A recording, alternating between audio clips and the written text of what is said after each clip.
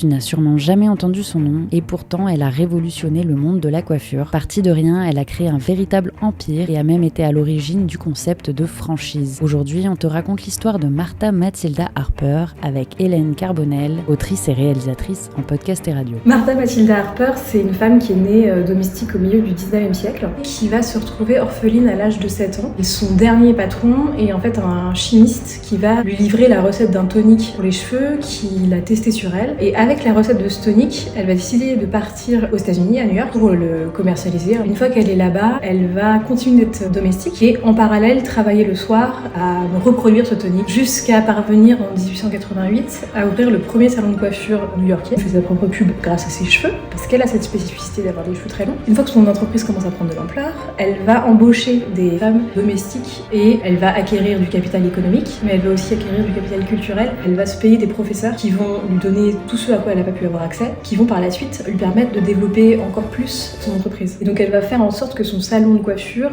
ait tous les attraits qui peuvent séduire la classe moyenne haute. Ça passe par le choix du mobilier, par le vocabulaire des coiffeuses que par la suite elle va chercher à former d'une manière bien spécifique, qu'elle va d'ailleurs cocher dans une classe bien spécifique également. On est dans une époque aux États-Unis qui est extrêmement raciste. Les personnes qu'elle va embaucher, en tout cas les femmes à qui elle va permettre de s'extraire de leurs conditions, ce sont uniquement des femmes blanches parce que la clientèle qu'elle vise, ce sont aussi des femmes blanches extraites de la haute bourgeoisie. Du coup, elle fait un choix extrêmement raciste dans sa politique d'embauche. Suite à ce premier salon de coiffure, elle va en ouvrir d'autres. Elle est à l'origine du concept de franchise puisque du coup, elle a multiplié à la fois les salons de coiffure, les boutiques pour commercialiser ses produits et puis elle a ouvert aussi des écoles de formation, elle a écrit des manuels. Donc en fait, c'est une transfuge de classe qui a fini par être à la tête d'un empire. C'est une histoire qui revêt presque une dimension légendaire, presque de conte, tellement l'ascension sociale est fulgurante.